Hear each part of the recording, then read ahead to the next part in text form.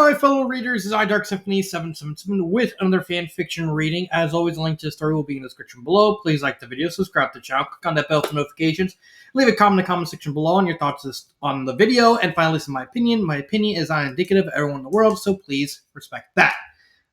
So, I have Rebirth's Magic's Birth by the Psychopath. You were thinking, wait a minute, didn't you already do a review on this story?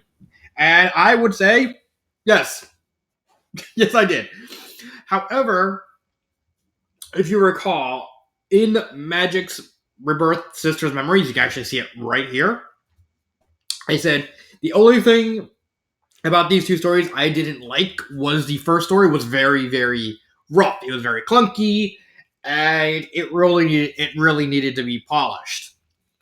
The author actually sent me a message pretty much immediately after I reviewed this story, and he basically rewrote it. See? Ta-da! So, this video is going to be me doing a reading of the rewrite.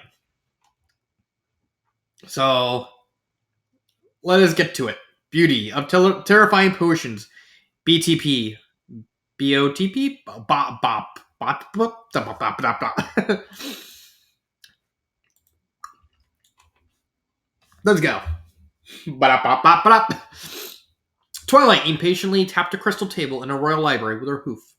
Strewn about her were piles of books and scrolls whose numbers had overwhelmed and ruined the once neat piles Twilight had set them in. The mayor pulled another book from her emancipated shelves, skimmed through it, then angrily tossed it over her shoulder.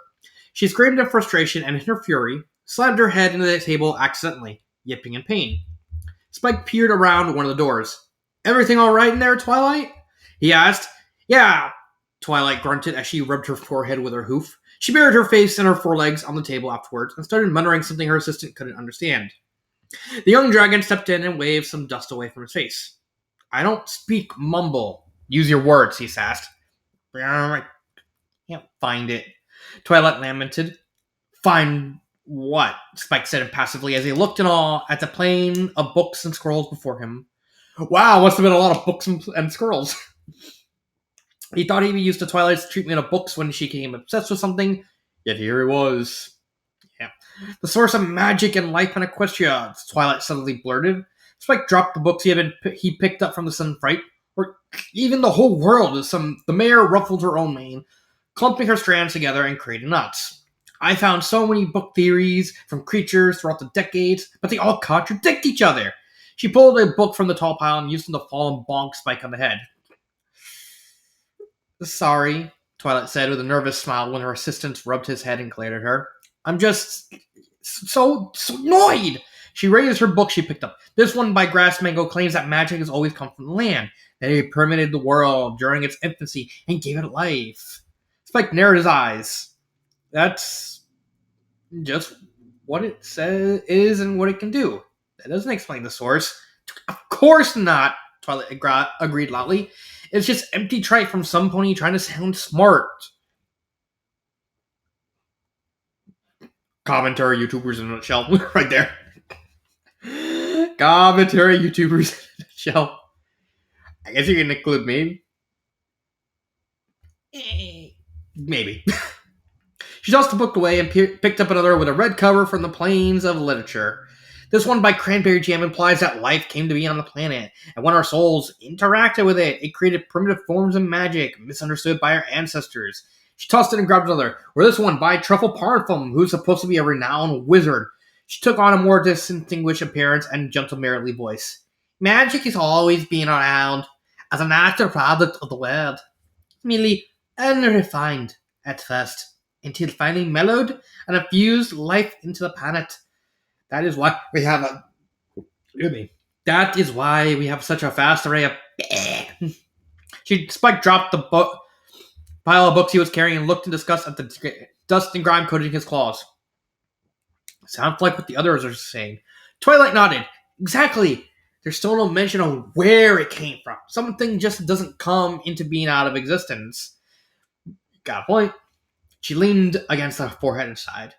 "Twilight, I think you're starting to obsess over something weird again," Spike said worriedly. "Well, Am I? Twilight shouted. Look, look, look. The dragon shouted before Twilight could move from the table. If you want answers, why not ask Princess Luna or Celestia? They lived a long time. Maybe they know. He looked at the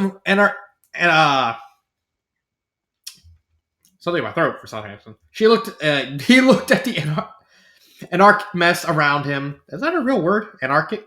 Yeah, anarchic. I think so. I'm pretty sure it's a real word. I don't know if I'm not 100% sure. I'm leaning on yes.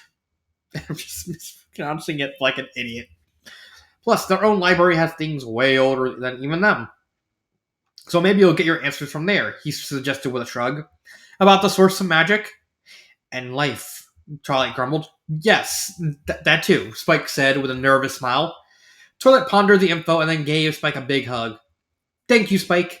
I was going crazy. I'll be back soon. Clean up as much as you can, and when I get back, I'll help you with the rest. Twilight had already left when Spike was going to talk to her. But you're always crazy, and you could have cleaned up all this in seconds with magic, he shouted before throwing a book on the pile. The Alicorn was already flying towards Canterlot thanks to her new wings and improved magic she now possessed. Fortunately, her body hadn't followed, making it difficult to keep up the cadence. I always pictured cadence, a cadenza, for some reason when I heard that word. She landed in front of the entrance and leaned against the frame of white bricks holding the doors in place. There were no audience currently, probably because Twilight had arrived during a break or the princesses were preoccupied with something important. Regardless, the path to the throne room was clear, and this left Twilight all the time she needed to meet with Celestia or Luna. A carpet with velvet trims went from the entrance straight to the throne room, making it very convenient for visitors or audience members to find their way. There were doors left and right that were carved with intricate motifs of the sun and moon, but the blinding orange light of a setting sun coming from the windows overhead hurt the Alicorn's eyes, adding to the stress of her vision being obstructed. She still wasn't used to the guards lining the walls, bowing to her whenever she passed, throwing off her every time she visited the castle. When she finally reached the massive wooden doors that depicted Luna and Celestia, with their respective celestial bodies overhead and reaching for each other, Twilight was met with an even brighter light that might as well scooped her eyes out. Now she understood why no pony was coming at this time. She had a look to the side and felt a tug of her heart when she viewed the stained glass depicting exploits of her and her friends. Nightmare Moon, Discord, the Changeling Invasion, were things always like that for every generation? Twilight, Celestia shouted. It's so good to see you again. I wasn't expecting a visit. You should have sent a message. I'm sorry about that, Princess Twilight. Whoops. I'm sorry about that, Princess, Twilight said, as she struggled to move far enough that she would be in direct sunlight. I just feel like it's an emergency and I need access to the oldest documents in your personal library. Celestia tilted her head. All of a sudden, is there a new threat looking to harm Equestria? The young Alicorn shook her head. Nothing so severe, Princess. I'm just trying to find information on the source of magic and life in this world. But the only thing I can find are theories by ponies that act like they know more than they do, and everything that is said always loops back to each other. She stumped her hood on hoof.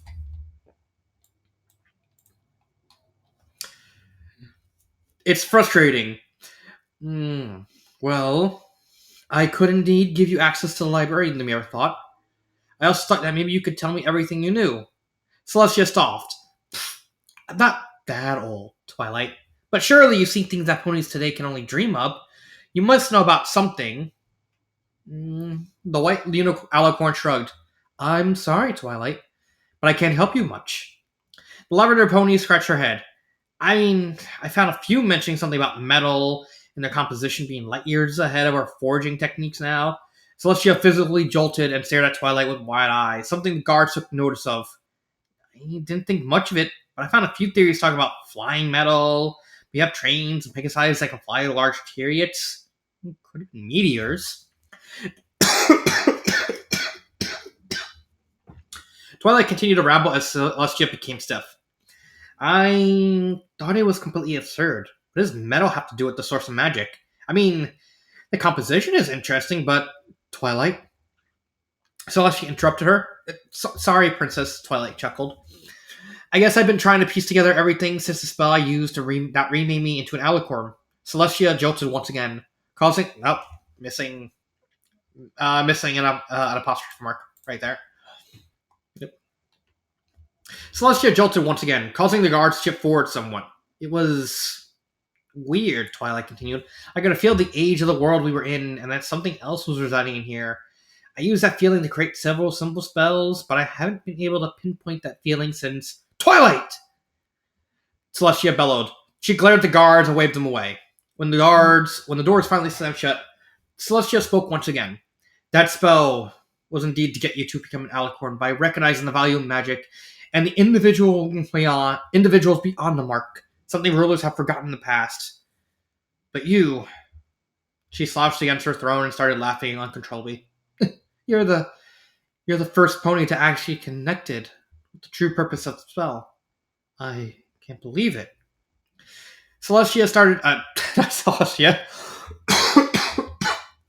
Twilight started worrying as she saw her mentor falling into hysterics. What are you talking about? Twilight asked. Celestia jumped off the throne and wrapped a ring around her former student. Do you really want to know the origin of magic? The Alicorn asked. I do. Twilight hesitated. Then relax yourself. Celestia suggested as her horn began to glow. Something's in my throat. I don't know why something's in my throat. Then relax yourself, Celestia suggested as her own horn began glowing extremely bright. What do you mean by that? Ah! When Twilight finally regained her senses, she found she could only see darkness. Princess? Princess Celestia? Where are you? I can't see. A bright light formed in the cave, coming from the white alicorn's head. Twilight saw the grimace that the princess was sporting and shrank away with a glowing brush. Oops. Celestia shook her head as she turned to move down what appeared to be a cave. Letting the blood rush from her face, Twilight tried to sense anything from the cave walls, but there was nothing. She only managed to detect several colorful minerals sticking out, creating striations? That's an interesting word. Creating striations and dots along the wall. While there was a strange absence of stalactites and stalagmites, the usual fauna of cave-born creepy crawlies scampered about in a bid to avoid the light. Is this where magic comes from? Celestia, Twilight asked her former mentor. No, Celestia said flatly. Taken aback by the sudden response, Twilight kept quiet for the rest of the walk until they reached a dead end in which the two beings scattered orbs of light everywhere. Curious, Twilight looked around, trying to see if she could find anything out of the ordinary, which she didn't. It was as plain and simple as a cave could get. Twilight frowned the longer the two sat silently in this dead end and finally spoke to break the monotony. Princess, why are you... You felt the core purpose of the spell you used to become an alicorn. This means you felt the true nature of magic. Even Cadence did not feel what you felt. She looked to the side, although her alicorn hood came from something else.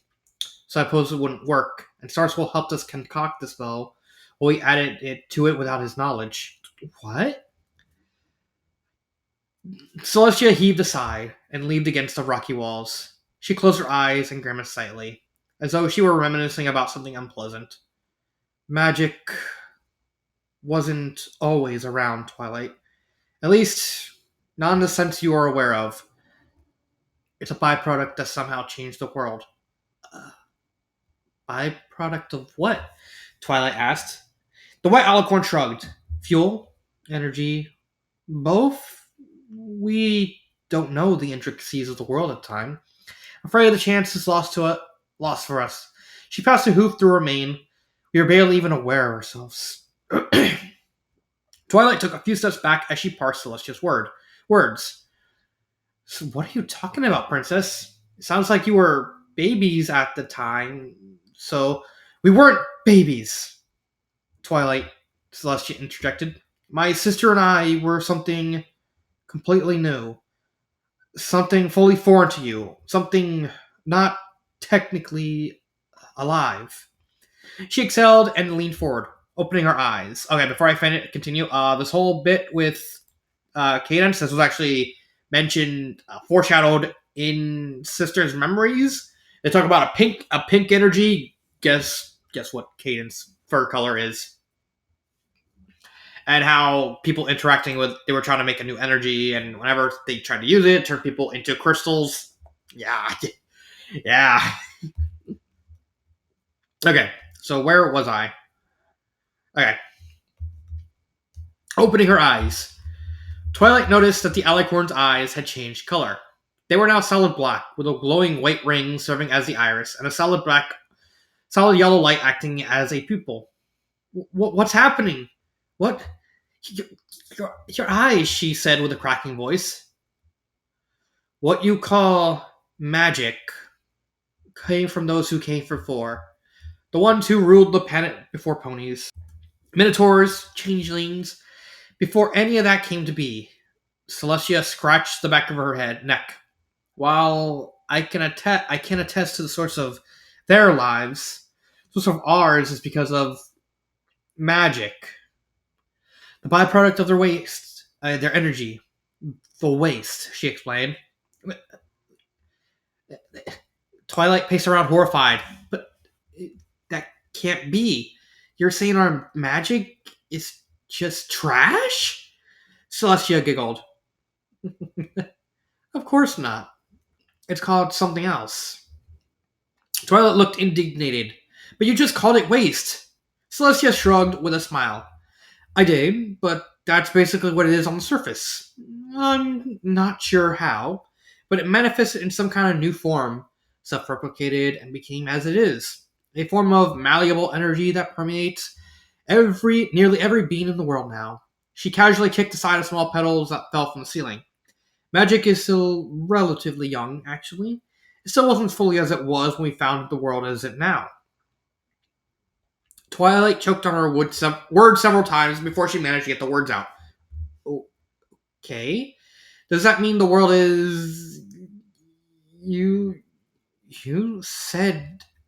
As I know it, she suddenly realized. What does that mean exactly? Celestia chuckled. How old am I? Twilight. Um. A little over 1,000 years? Twilight was quick to reply. Now. No. Twilight, flattery is pointless here. Celestia chastised. Feel free to increase. Um, a few thousand? More? Twilight gawked. Many thousand? More? Celestia repeated. The alicorn smile increased with each suggestion and her continued immobility. However, this game was annoying and an already stressed out forming unicorn. How much? I'm sorry for being rude, but that is extremely aggravating, Princess, Twilight said angrily. I know, Celestia said under his breath. I'm several millions of years old. Twilight's face flushed of all emotion, and she stared wide-eyed at her teacher. What? Celestia nodded. That's right. I'm not exactly sure on how old, but my sister and I are indeed in that age range. She walked around the dead end and deployed her wings. And this is where we awoke. You awoke? Twilight looked around. You were asleep somehow? In a sense. Celestia sat down and took a moment. We lived in a world where lights and buildings reached far beyond the skies into the dark. The princess's magic started seeping out of her in a reminiscence and warped, unfocused image of her speech were somehow appearing on the walls. Twilight felt her heart skip a beat when she realized her eyes were glowing brighter and brighter, and her face was becoming more obscuring in the darkness somehow. Machines fused to the sky, clean and quiet, numbering in the thousands. Those who lived back then were impossibly advanced to the Equestria we live in now. Are you doing that? Twilight asked as she looked at the images. She could hear strange noises like Pegasi flying through the sky, but far more intense and aggressive. She saw sparks dancing across the walls, past blurry towers illuminating the sky around them with lights and colors. Doing what? Celestia asked. Never mind, Twilight sighed. The White Alicorn nodded. Well, to return to where I was, these people possess knowledge equestrians can't even dream of. They have built various helpers and machinery to aid them across the decades, each more complex and advanced than its predecessor. Twilight glimpses bipedal figures with empty glowing eyes slowly fading in behind Celestia, who served as their centerpiece. Their staring at Twilight made her even more fearful of her teacher and found herself shaking despite herself. They used the energy I mentioned earlier, but not all were created equal. Same was with the Makers. Black and blue were the colors of the energy, but the black tainted the land around it. Did that also create magic? Celestia shook her head. Unsure. All I'm sure is that it burnt into the clouds of black dangerous to the Makers. Then why not just use the other color? Was it rare? Twilight wondered. Celestia shook her head once again. I am not fully sure, and I wasn't interested at the time, so I didn't look deeper into it. I just know that they weren't able to access it. She shivered in place. And I wouldn't have had time anyway since my sister found me at the climax of the world. Climax? Twilight stuttered. She raised a hoof towards her former teacher. You mean? Celestia nodded. Yes. The creations of the Maker started taking new shapes and becoming more fantasy and fantastical in appearance. Amalgamations of the creative minds of the time. They, too, started to change the world. Glitches, consciousness, self-wellness, understanding, she continued. Twilight looked down. Her eyes widened in realization. They went beyond sentience and became sapient. Not all at once, though. They were gradually changed. Some of the Makers thought it was the blue that caused it, but those in the black were like this as well. She smiled, reminiscing of good times. Tensions were high at first because of the energy we used, but we quickly became fast friends. I imagine they all... Twilight trailed off quietly. Celestia chuckled and patted her former student on the head. It's all right, Twilight. They are indeed dead, and have been for quite some time. Although I am unsure why the same didn't happen to my sister and I. We were together for a long time. Celestia said, it was very difficult to accept, but I have millions of years to cope with their loss. I see. I'm sorry you had to go through that. Twilight said melancholy. She spun around after she heard another voice. What? I think somebody follow us. Calm down, Twilight. It's all right, Celestia reassured her. Sister, back to this place. We haven't been here in a very long time, the voice said. Luna stepped into the light, next to a surprised Twilight, and lowered her head briefly. Twilight. She greeted courteously. She felt the essence and the magic in the spell that turned her into an alicorn, Celestia explained to her sister. Luna looked at Celestia and then at Twilight, that should be spaced, with wide eyes. Really? Finally. That spell never worked for the longest time. She almost dropped to the floor in relief. Finally, some pony we can share our history with. Our true history. The Lavender Alicorn looked between both ponies in rapid succession. You can't expect me to believe any of that, she yelled. Celestia looked at her, grinning from ear to ear, while Luna glared at the young pony scornfully. Where a bunch of giant machines and space towers brought magic? Twilight stomped her hooves and stood up tall in front of the princesses. I'm not a fool anymore, Princess Celestia. If that world ever existed, then we would have found concrete evidence of it. What about the metal pieces you mentioned in the throne room? Celestia asked. Twilight waved out a ray. Tectonic shifting and mineral fusions happened all the time. It's not new, and otherwise it could have come from space. Twilight has always prized logic above all things for what she cannot comprehend. She looked at her sister with a raised brow. Best to show her instead of trying to convince her with words. No? Two sisters' bodies cracked, revealing lanes of bright light running along their skin. The light intensified, nearly blinding Twilight. In the vague shade, she could still see the princess's skin was detaching itself from their bodies. They were growing thinner and slowly stood upright. She couldn't make out much else until the light had faded.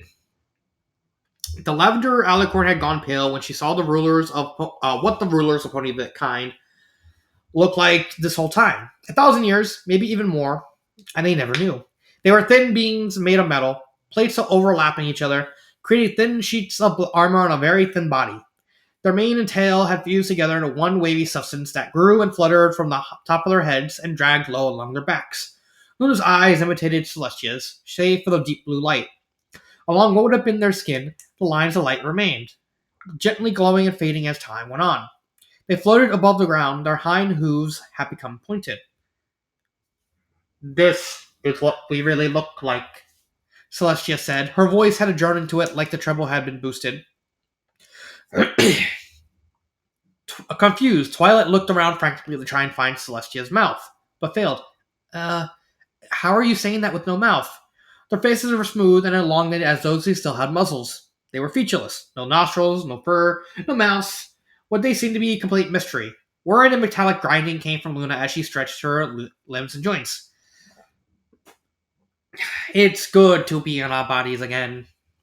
A ring of light emerged from her forelegs hoof and bent into an appropriate shape of a 5-digit hand that she used to readjust her neck. We aren't the makers, Twilight, Celestia said. We aren't the ones they made. Machines meant to help them in their everyday eyes. She leaned closer, giving her frightened pony a closer view of her mechanical eyes. You weren't the first, nor were you the second. We were the second, Luna added. Twilight was stunned. The princesses were machines of such advanced technology, but how is it possible they still exist after so long? We don't know how we came to be in here. We just know that we were buried after we saw a flash of light, Luna continued. Explosion. She shrugged. Whatever the case is, we now function on magic and no longer the blue. And the makers all disappeared in a flashlight. No one left. Celestia lamented. Perhaps the spirits of our friends helped us get here after their passing. Twilight raised a brow and pursed her lips. Wait, can machines even have spirits? The sisters exploded in laughter, annoying Twilight. Please. Excuse us, Twilight. We haven't heard that philosophical debate in so long. Celestia apologized. I suppose now you want to know how it became as we all are now. Actually, Twilight couldn't continue that. Celestia had already started recounting all memories. When we awoke in this cave, we saw a world devoid of machinery, of buildings, of blue energy, of makers and friends, Luna interjected. It was just a vast meadow of colors and a bunch of creatures we had never seen before. Celestia continued. We looked around and eventually found ponies who we observed and then contacted. They saw us as great spirits or something, Luna said. She was visibly disturbed. We came to the conclusion to let them believe that and eventually teach their children differently. We aren't guards nor great spirits, despite the amount of magic within us. Celestia giggled. We learned that this magic had permeated everything and created all of this new world, she said as she spread her arms out. We wanted to protect it, learn from it, teach it, help it grow. We didn't want to lose it as we did our original world, Luna said. Twilight waved her ooze and fell in her rear. Hold on. This is so much to take in. Well, we can stop for now and resume later if you, Celestia started. The Lavender Alicorn shook her head. No, I just want to know about this past world of yours. The more I hear, the better equipped I'll be to process the information about it. There might even be a way to bring back that age, she pondered. Or bring some of it back. Might even have pieces of it still intact somewhere that you're not aware of. Without knowing how it is or what it's like, I won't know what to look for, Twilight explained. The two princesses jolted and stabilized. If I could cry in this form, to recall old friends and a long past life past, of a world forever. Dang, something's really in my throat. Oh, where was I? Oh, yeah. A world forever lost to us, and the potential futures it carried, Celestia lamented. Let's remember the food Oh, the food moments. I'm pretty sure you're supposed to, I'm pretty sure it's supposed to say fond memories. That's just me. Let's remember the fond moments instead of focusing on the negatives, sister. Luna said it in her best attempt to reassure Twilight, even if the memories are painful. We still have them and the proof of what came before. She pretended to clear her throat and looked directly at Twilight. Everything began when I was activated in the home of my makers for the first time. So that is, there's only 4 comments. So that is the revamped version of Magic's Birth. It's much better written. I still maintain the fact this one is just very clunky. It's literally out of date. I like the clever. I like the clever using like robot tech to describe. It's like, yeah, it's out of date. Yeah, read the other one instead. I think it's much better. Uh, I think it has a better setup. It establishes the whole like a lot of the points of the sequel much better. I think the characters are are handled more perfectly. You still have the the implied implication that Luna's older and Celestia's kind of goofy, which is what happens in the sequel. Celestia is very absent-minded still after all these millions of years, and kind of off, and this kind of plays into those aspects. And Twilight wanting, and of course we now have like foreshadowing to Twilight to the end of Sister's Memories, with Twilight commissions someone to do a wood carving of the sky needle that Luna sees when she becomes sapient. And it's all very well done. I don't really have, besides those couple of grammar errors I spotted. I don't have anything bad to say about this. This is just a much better sequel, a much better prequel to to the second story. I didn't even want to delete this because it's like, because at least you're like admitting like, oh, this is how my writing was 3 years ago. Enjoy my writing now. See the difference. Come on, it's very well done. I also like this drawing of Luna. Granted, I know that's not what they look like. They're like I said, this is what they're supposed to look like. But oh, come on, I like this. I like this picture. So that is my reading of Magic's Birth by the Psychopath. I'll see you next time. This has been Dark Symphony 777, and cut.